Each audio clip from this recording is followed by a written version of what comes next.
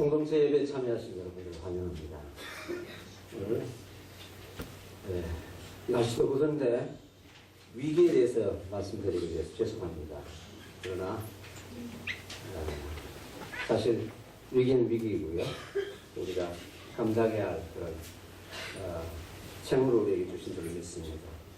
우리는 아침에 눈을 뜨면 새로운 사건과 사고들이 우리의 눈과 귀를 의심케 만드는 그런 혼란과 혼돈, 위기 시대에 살고 있습니다. 대한민국은 현재 총체적으로 불안합니다. 한국은 세계 유일의 분단국으로 전쟁이 일어날 가능성이 가장 높은 지역입니다. 사실 연초에만 해도 한반도에서 전쟁이 터지는 줄 알고 모두가 다 걱정하고 있었는데 정작 우리는 아무렇지도 않은 듯 간크게 살아오고 있습니다. 한국 사람들은 이제 웬만한 사건이나 사고, 전쟁의 위협 따위는 놀라거나 반응조차 보이지 않는 그런 만성적인 위기 불감증으로 우리를 단단히 무장하고 있습니다. 그게 사는 길입니다. 위기는 외부에만 있는 것이 아닙니다. 내부적으로 사방을 둘러보아도 사실 위태위태한 사고가 연속적으로 있고요. 이제 위기는 한 나라의 위기가 아니고 전 세계적인 위기, 전 지구적인 위기로 예외 없이 우리 인간들이 만든 그런 탐욕이나 욕심 때문에 지구가 어려움을 겪고 있는 그런 상황을 보게 됩니다. 사실 내부적으로 우리는 열심히 일해서 얻은 것이 많이 있지만 이런 것도 많이 있습니다. 한국이 OECD 한 30여 개 되는 세계에서 잘 사는 나라입니다. 이 작은 한반도가 경제 규모 10위권에 다가가기 위해서 무진노력한 힘을 다해서 달려왔는데 그런 사이에 어느덧 한국은 OECD 국가들 중에서 8년째 자살률 1위를 기록하는 그런 불명예를 안고 있습니다. 청소년들 자살률이 제일 높습니다. 청소년들의 사망 원인 1위가 자살입니다. 이 엄란한 세상에서 아이들을 키울 엄두를 내지 못하다 보니까 한국에서 출산 순위로 OECD 제1위입니다. 우리는 극단적이고 기막힌 세상에 살고 있습니다. 이번 어두운 시대에 등대요 구원의 방파제 역할을 담당해야 할 한국교회는 내부적인 갈등과 집안의 우환 때문에 몸을 가누지 못하고 세상이 우리에게 손을 벌려서 도움을 달라는 목소리를 지금 듣지 못하는 것 같습니다. 그래서 한국교회가 욕을 많이 먹죠. 우리 신규현 목사님이 이런 어려운 때 세상이 우리를 보고 뭐라고 하든 우리 신경 쓰지 말고 당당히 이 믿음으로 나아가자 이렇게 말씀하셨죠. 제가 신 목사님의 말씀이 좋아서 자주 이제 말씀을 듣는데 그렇다고 해서 우리가 사는 시대가 위기 상황이 아니라거나 우리 한국교회에 문제가 없다는 뜻이 아니죠. 문제가 많아도 우리 이한교회만은 든든하게 이 땅의 보루처럼 교회를 지키는 보루처럼 그렇게 든든하게 가자 그런 뜻으로 말씀하신 거예요. 실상은 오늘 우리 한국교회는 우리 한국 성도들은 지금까지 경험해보지 못한 새로운 형태의 위기를 겪고 있습니다. 구한말과 일제강점기를 거쳐서 우리나라가 근대화를 이루는 과정에서 사회 변혁의 원동력이 되고 사회를 이끌어갔던 우리 한국 개신교가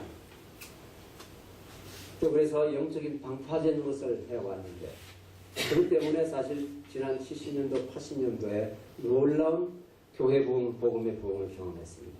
요리가 없는 순교적인 부흥을 경험했는데 그래서 우리가 90년대에 들어서 새로운 세기 21세기에 들어서면서 우리가 기독교 국가가 되고 직사장 나라가 되고 세계 선교를 담당하는 그런 선교 대국이 될 것이라는 그런 북큰 꿈을 안고 들어왔습니다.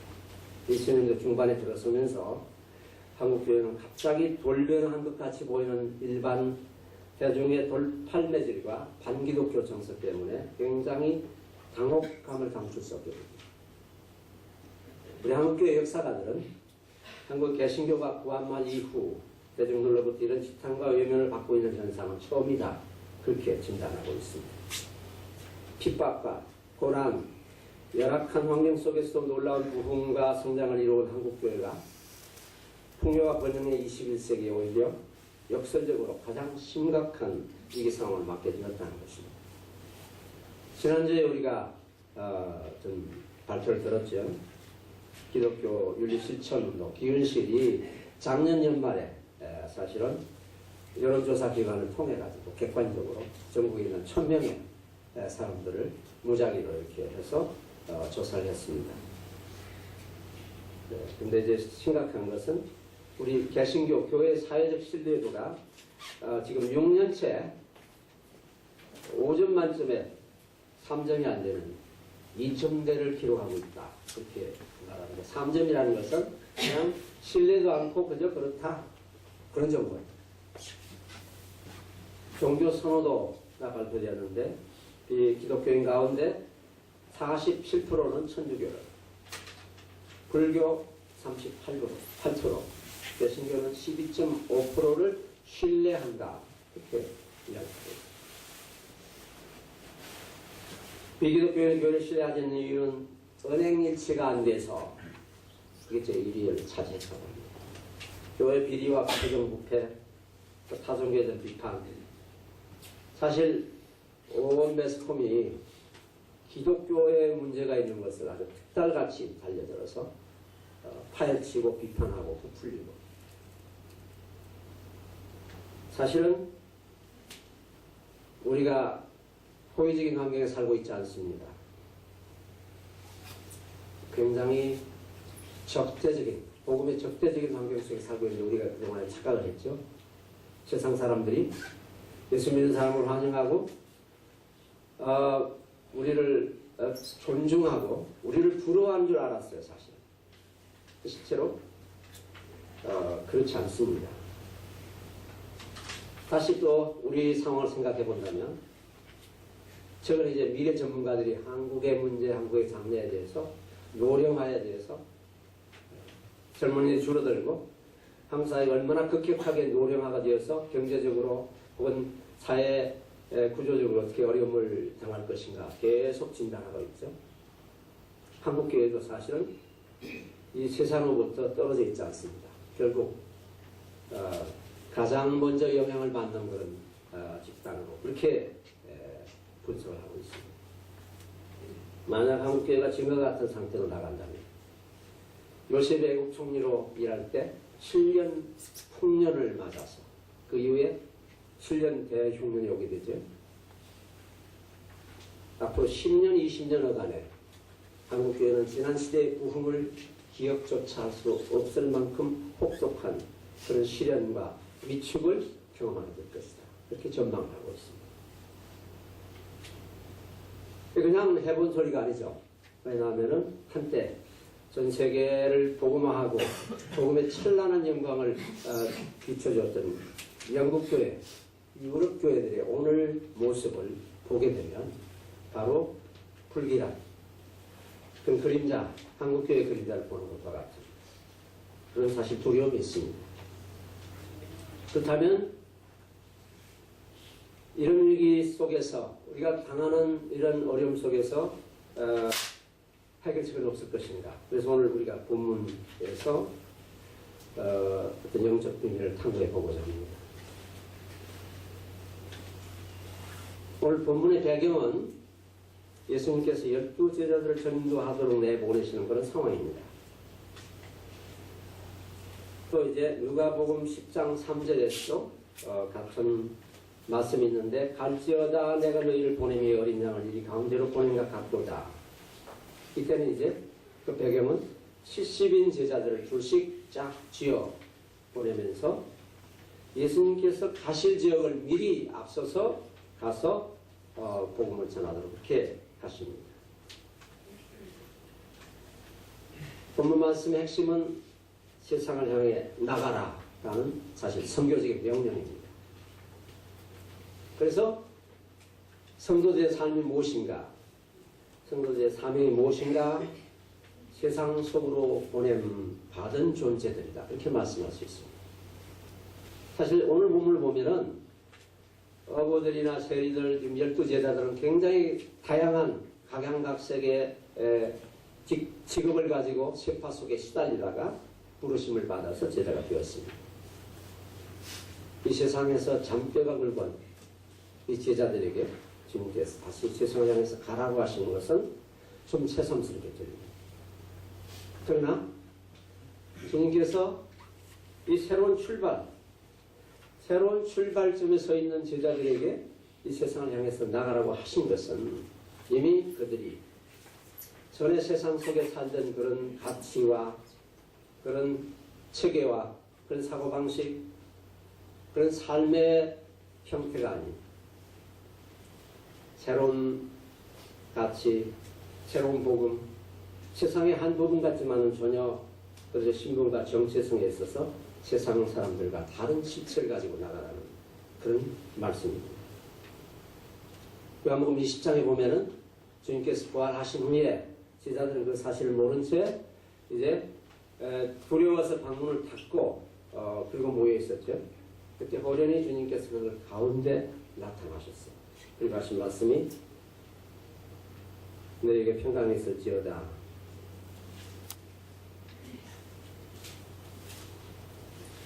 아버지께서 나를 보내신 것 같이 나도 너희를 보내노라. 세상을 향한 제자들의 사명을 부활하신 주님께서 바로 이렇게 말씀하십니다. 주님 우리를 구원하시기 위해서 보냄을 받으신 자이지만 동시에 우리를 세상으로 내보내신 분입니다. 우리가 세상 속에 살고 있기 때문에 사실 세상으로 간다는 것이 무슨 의미가 있는지 우리도 좀 당황스러운 이야기죠. 제자들처럼 세상 속에 있지만은 세상과 같지 않은, 세상과 동화되지 않은 새로운 신분, 새롭게 세상 속으로 출발하는 그런 말씀을 우리가 받아들일 수가 있습니다. 근데 이제 예수님께서 이 제자들 내보내신 세상의 모습이 우리에게 상당히 충격적입니다. 왜냐하면 주님께서는 제자들을 양이라고 규정하시고 그들이 가는 세상이란 일이, 즉 사나운 늑대들이 울거리는 곳이라고 이렇게 말씀하고 있기 때문입니다. 고양이 앞에 쥐, 늑대 앞에 양, 밥이죠. 제자들을 세상의 밥이더라고 이렇게 말씀하시니까 얼마나 황당합니까? 차라리 시편 말씀처럼 너는 독수리같이 날개치고 올라갈 것이요 이 세상을 정복하고 용감하게 전진하라. 그렇게 하셨다면 좀 위로가 되는데 어린 양으로 이와 같은 세상 속으로 너를 보낸다 이렇게 말씀하시는 것이죠. 물론 당시의 상황은 정치, 종교 모든 체제가 사실은 이 민중들, 백성들이 수탈당하고 어려움을 겪는 험악한 시기였습니다. 이스라엘 백성들은 마치 목 잡는 형태같이 유리하며 방황하는 그런 상황이었어요. 물론 그 상황을 말씀하시기도 했지만 결국 오늘 우리에게 주시는 말씀이기도 합니다.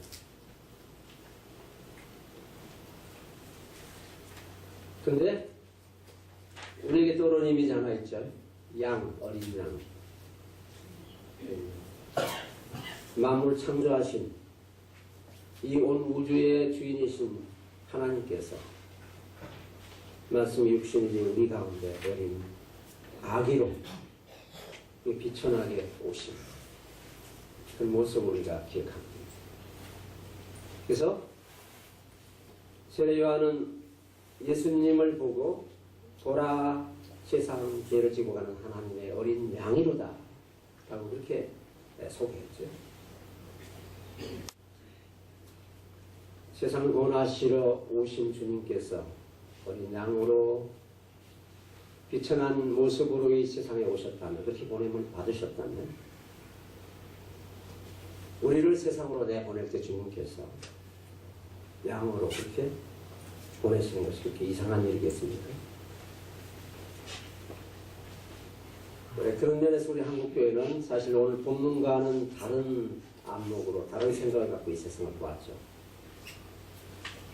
한마디로 우리가 약간은 자기도취가 되어서 우리가 나아가는 세상은 이리로 가득 차 있고 우리는 연약한 양의 신분으로 나간다는 사실을 깜빡 잊었다고 하는 것입니다.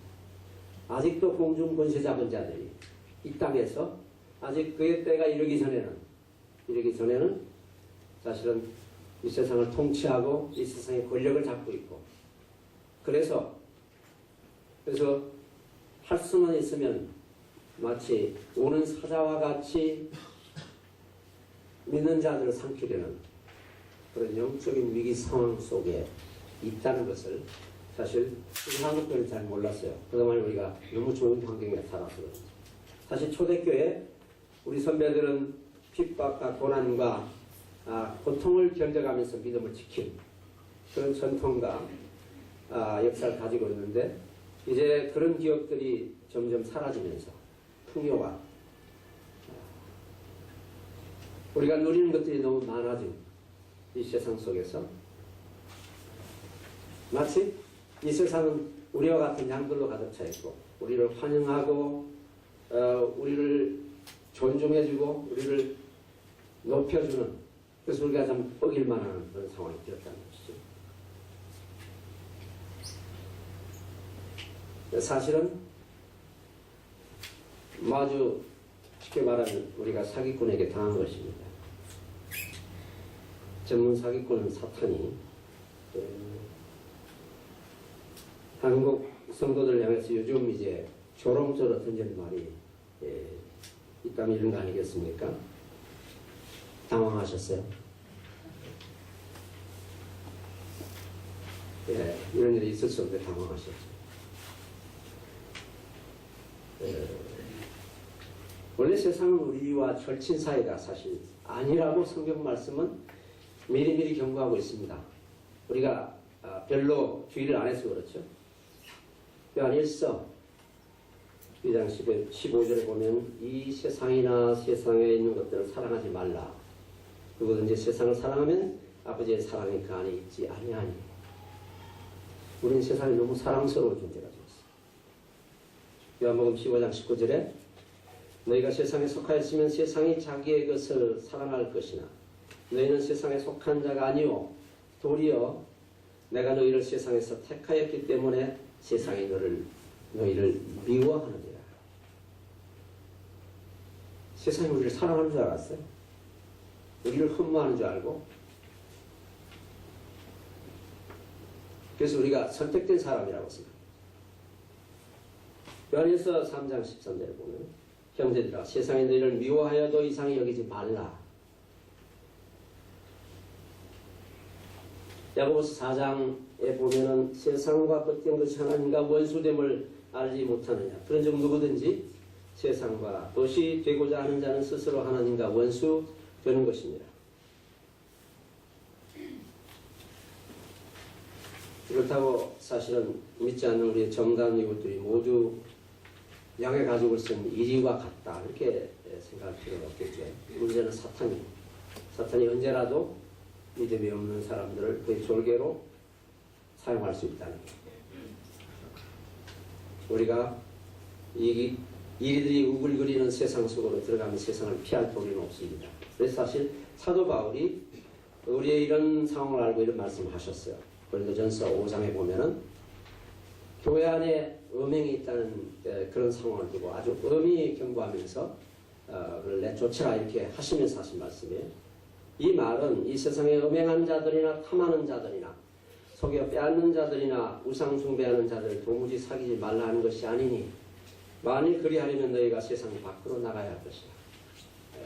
세상에 살면서 우리가 이런 이와 같은 사람들과 섞여 살고 있다는 것을 사도 바울이 이야기합니다. 근데 사실은 밖에 있는 사람들을 판단하는 것이야 내가 무슨 상관이 있으랴.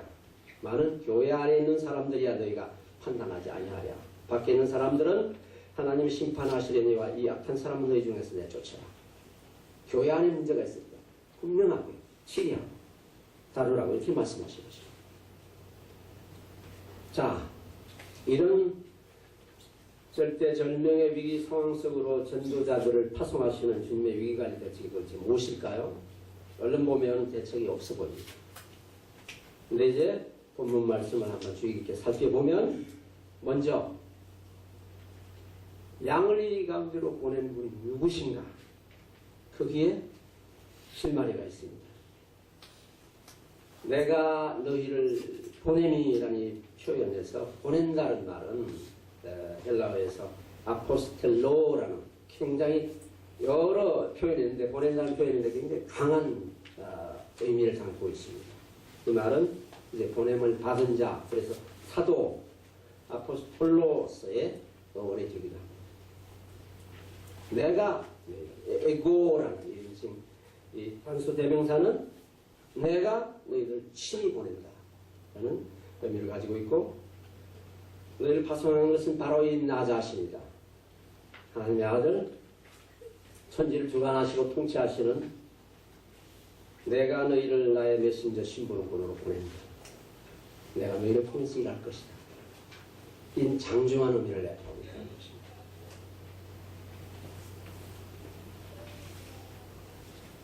자신들 스스로 방어할 수 없는 이 제자들에게 예수님 자신의 권위와 능력을 힘입고 나가라고 이렇게 말씀하시는 것입니다.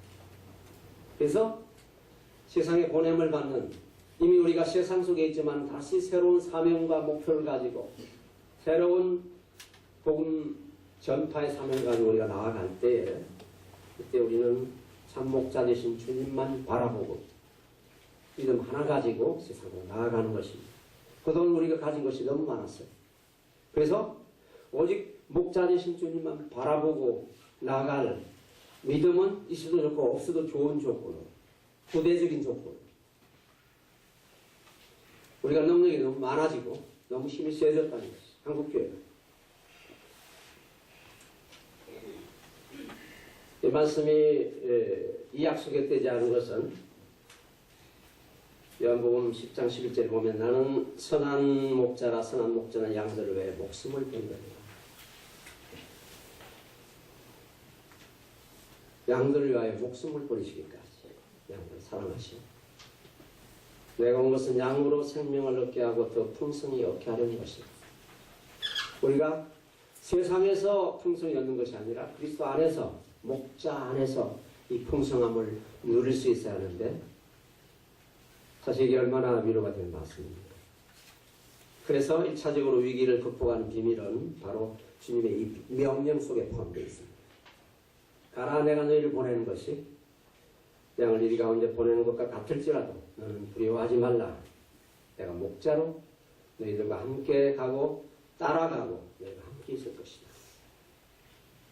이제 장면은 제2막으로 넘어갑니다. 이런 놀라운 보살핌을 약속했지만 실상은 양은 외로이 홀로 세상 속으로 들어가게 됩니다. 그래서 양들이 감당해야 할 그런 책무를 말씀하고 계신 것입니다.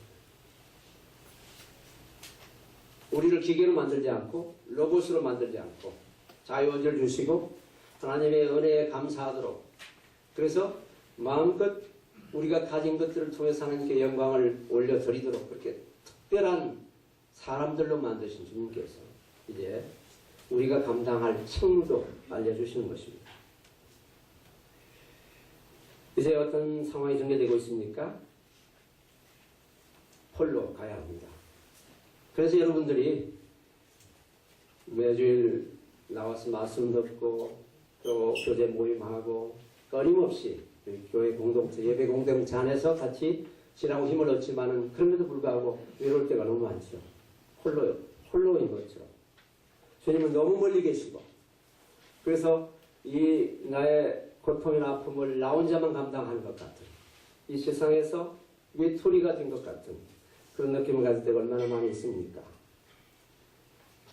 그렇기 때문에 그러므로 라는 오늘 본문의 이 접속사는 이런 환경이기 때문에 그렇기 때문에 너희는 뱀같이 지혜로워야 한다 이렇게 말씀하는 것입니다. 뱀은 지혜의 상징으로 등장합니다. 고대 근동 지역이나 이집트에서는 뱀의 문양이 많이 나옵니다. 그게 뭐 사탄적인 것이라기보다는 사실은 뱀의 동물학적인 특징, 뱀은 지혜의 상징이었습니다.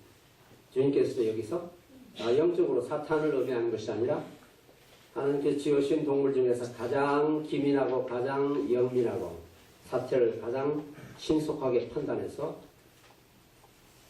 위기를 빠져나가는 그런 면에 있어서는 뱀 같은 냉철함이 없다고 합니다. 뱀이 아주 독특한 동물이라는 것이죠. 물론 아담과 하와를 유혹하는 일에 사탄의 꼬임을 받아서 그 도구가 되어서 저주를 받게 되었죠. 그래서 이제 땅에 끼고 형편없이 되었습니다. 아마 처음에 만드실 때는 그러다는지 모르겠어요. 이 지혜롭다는 말은 생각이 깊다, 사려 깊고 신중하다는 그런 뜻인데 이것을 우리 상황에서 이렇게 적용해 볼 수 있습니다. 이리로 가득 찬 세상에 나가서 두려워 떨면서 움츠리고 있을 것도 아니고 반대로 아무렇지도 않은 것처럼 휘파람 불며 희희낙낙하는 허세를 부릴 것도 아니다. 우리가 허세를 좀 부렸거든요. 우리가 보냄받은 세상의 형편과 환경에 대한 통찰력을 가지고 우리에게 주신 민감한 분별력을 사용해서 사람과 상황에 대해 관찰하고 분석하면서 가장 적절한 때를 포착해서 합당한 일을 행하라는 것입니다. 생각하며 성찰하면서 실행하라. Reflective Practitioner에서 이게 세계 복음주의 선교분과위원회 미션 커미션의 슬로건이에요. 성찰하는 실천감 이런 것이죠. 근데 사실 이건 우리 체질에 잘 안 맞는 말씀이에요. 우리는 이렇게 복잡한 거 싫어합니다. 그건 단순히 그냥 믿습니다. 척하면 그냥 삼척이고 그래서 아주 감각적으로 직관적으로 행하고 이렇게 차근차근히 말씀이 그러한가 하여 분별하면서 그 말씀을 깊이 있게 묵상하고 반추하고 성찰하는 부분이 굉장히 약하다는 것입니다. 그런 것들이 사실은 오늘 우리 한국교회 한국 성도들이 열정과 믿음은 있으나 그러나 진정한 믿음의 성숙함이 없는 그런 껍질만 있는 그런 신앙 형태로 몰아가는 것이 아닌가 이렇게 생각하는 것입니다.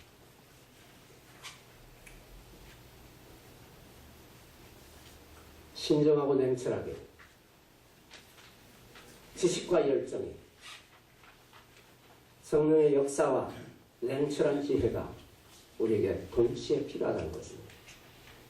그런 점에서 이 한교는 상당히 갖추어진 교회입니다. 제가 보기에는 적어도. 왜냐하면 하나님께서 우리에게 전인적인 일반 은총과 특별한 은총을 동시에 주시고 여기서 최대한 활용해서 이 험난한 세상 감당할 수 있도록 그렇게 허락하셨는데 우리가 너무 한쪽으로 치우쳤거나 서둘거나 그리고 겉모습에 빠져서 문제가 있는데 사실은 세상 사람들이 오늘날 개신교를 향하여 독선적이고 무례한 기독교라고 말하는 이유도 우리에게 이런 지혜와 분별력이 부족했기 때문에 그렇습니다. 결코 우리가 복음의 핵심이나 복음의 진리를 양보하거나 타협하라는 이야기가 아닙니다. 그걸 지키면서도 우리가 세상 사람들보다 더 예의 바르게 젠틀하게 분별력 있게 신사적으로 얼마든지 일할 수 있는 사역할 수 있고 복음을 전할 수 있는데도 불구하고 우리에게 이런 부족함이 있다는 것입니다. 세 번째, 주님께서는 또 다른 위기 해결의 방안으로 비둘기 같은 순결함을 유지하도록 명령하십니다. 뱀과 비둘기가 어떻게 조화가 되겠어요?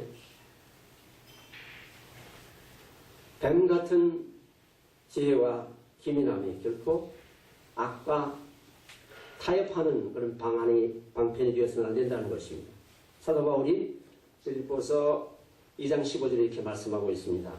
이는 너희가 흠이 없고 순전하여 어그러지고 그스러운 세대 가운데서 하나님의 흠 없는 자녀로 세상에서 그들 가운데 빛들로 나타나야 한다. 지혜가 있고 통찰력이 있지만 그러나 그것이 강교한 교활함으로 타락하지 않도록 비둘기는 성령의 상징이죠. 성령은 우리에게 선물로 주셔서 보혜사 성령께서 우리를 주장하실 때 우리가 비록 지혜가 있더라도 그것이 하나님께로부터 오는 신령한 지혜인지 아닌지를 분별하게 하는 그런 통찰력을 우리에게 주십니다. 그래서 순결함이 무엇인가? 순결함은 뭐 순수하고 깨끗한 것인가? 사실은 우리가 말씀을 통해서 분별할 필요가 있습니다. 시편 12편 6절에 보면은 여호와의 말씀은 순결함이여 흑도간에 7번 단련한 은 같도다. 시편 19편에도 보면은 여호와의 계명은 순결하여 눈을 밝게 하시도다. 말씀이, 계명이 우리를 순결하게 합니다. 그러므로 사실 지혜와 이 순결함을 조화시킬 수 있는 비결은 말씀에 있습니다. 말씀을 깊이 묵상할 때 말씀이 우리를 깨끗하게 하고 말씀의 비침을 받아서 우리의 순결함을 지킬 수 있다는 것입니다. 이제 좀 정리해 보겠습니다. 이 혼돈과 위기의 와중에 있는 우리 일상 삶, 오늘도 내일도 우리가 예측할 수 없는 이런 불확실성의 시대에 새로운 변화를 모색하고 갱신을 꿈꾸고 있는 우리 한국교회, 우리 한국 성도들이 오늘 주신 말씀을 통해서 교훈을 몇 가지 받았으면 좋겠습니다. 먼저 우리가 세상 속으로 보냄을 받은 양의 신분임을 망각하지 말아야 한다는 것입니다. 마태복음 우리가 묵상하면서 계속 주신 말씀은 우리는 세상의 빛이요 소금이라 자신을 태워서 어둠을 밝혀내고 자신을 녹여서 맛을 내고 부패를 막는 역할을 우리가 감당해야 하는데 희생 없이 일이 될 수가 없는 것입니다. 자칫하면 우리 성도들은 세상과 구별된 삶을 교회 생활이나 봉사를 열심히 하는 것으로 족하다고 생각하는데 물론 우리가 공동체를 통해 힘을 얻고 교제를 통해 힘을 얻지만 그러나 세상 속으로 나아가야 합니다. 우리 가정과 일터와 일상적인 이리와 같은 세상 속에 들어가 살면서 비록 양같이 연약하고 힘이 없는 모습으로 비춰질지라도 목자 되신 주님을 의뢰하고 담대하게 세상 속으로 나가서 복음을 전파하는 복음의 향기를 전하는 그런 역할을 우리에게 주셨다는 것입니다. 이리 가운데 섞여 살다 보면 돈합주의, 동화주의의 위험에 빠지게 되는 것입니다. 한국교회는 많은 부분 그 일 때문에 넘어진 그런 상황을 우리가 경험하게 됩니다. 세상과 너무 잘 어울려서 불편함을 모르게 되고 그 정도가 지나치면 세상 사람들보다 더 영악해지고 지혜를 얻지만은 영악해지고 세상에 오히려 교회를 걱정하는 체 하면서 공격하는 오늘과 같은 상황을 맞게 됩니다. 뱀 같은 지혜와 분별력으로 이 험난한 위기를 돌파해야 합니다. 열정과 헌신은 있으나 말씀의 지식을 따라 신령한 지혜와 분별력, 통찰력 없이 결과주의나 외형주의에 빠져서 우리 문화가 명목주의 문화이기 때문에 자칫하면 그 모습에 빠져. 그래서 순진하고 열정이 있는 것 같지만 반지성주의, 무모함, 이동과 만용을 혼동하는 그런 연약함을 우리가 극복하고 잠언에 있는 말씀처럼 지혜 있는 자는 강하고 지식 있는 자는 힘을 더합니다. 다니엘서 12장 말씀, 이것은 사실 전도에 가는 말씀인데 지혜 있는 자라고 이야기했어요. 지혜 있는 자는 궁창의 빛과 같이 빛날 것이요 많은 사람을 옳은 대로 돌아오게 한 자는 별과 같이 영원토록 빛나리라. 결국 말씀의 지혜로 무장을 하시라는 것입니다. 비둘기 같은 성령 충만한 실용주의자. 이한교회는 상당히 그런 방향으로 가고 있는 것 같아요. 그래서 참 여러분들 존경합니다. 사려 깊은 실천과 성령 충만한 실용주의자들을 위해서 오늘 위기 속에 있는 우리 한국교회 우리가 도로와 같이 든든하게 지키고 한국교회를 갱신하는 일에 쓰인다는 성도 여러분 되시기를 주님 이름으로 축복합니다. 기도하시겠습니다.